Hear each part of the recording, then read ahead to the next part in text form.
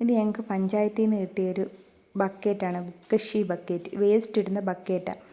ഇത് മേടിച്ചുകൊണ്ട് വരുന്ന സന്തോഷമാണ് അമ്മയുടെ മുഖത്ത് കാണുന്നത്. 285 രൂപ അടച്ചപ്പം അവിടുന്ന് തന്നതാണ്. ഇതിനൊരു ക്ലാസ്സൊക്കെ ഉണ്ടായിരുന്നു, അത് കഴിഞ്ഞാൽ തന്നെ.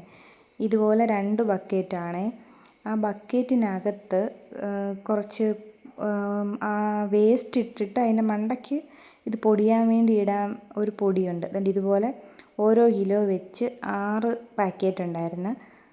അങ്ങനെ അതും കിട്ടി. കുറച്ച് ശർക്കരയും കിട്ടി. ശർക്കരയും പിന്നെ വേസ്റ്റ് നമുക്ക് 15 ദിവസം ഇതിനകത്ത് ഇടാൻ പറ്റത്തുള്ളൂ. അത് ഇങ്ങനെ അമുക്കി വെക്കാൻ വേണ്ടിയുള്ളൊരു കൊച്ചു പിടി പോലൊരു സാധനവും കിട്ടിയിട്ടുണ്ടായിരുന്നു. വേണ്ട അതിന് നമുക്ക് എങ്ങനെയൊക്കെയാണ് ചെയ്യേണ്ടതെന്ന് അറിയാൻ വേണ്ടി അതിനകത്തൊരു ബുക്കും ഉണ്ടായിരുന്നു.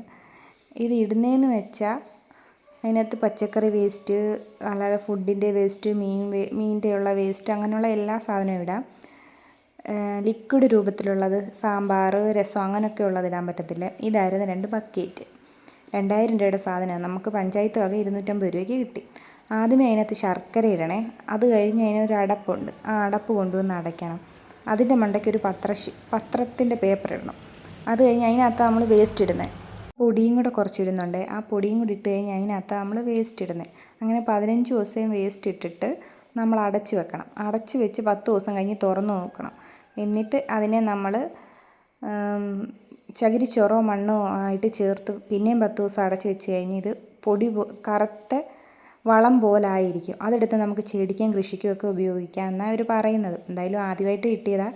ചെയ്ത് നോക്കിയിട്ട് ചെയ്യാൻ തുടങ്ങിയിട്ടുണ്ട് ഇന്ന് മുതൽ. അതിൻ്റെ ലാസ്റ്റ് അതിന് എന്തുവാ സംഭവം എന്ന് ഞാൻ കാണിച്ചു തരാവേ.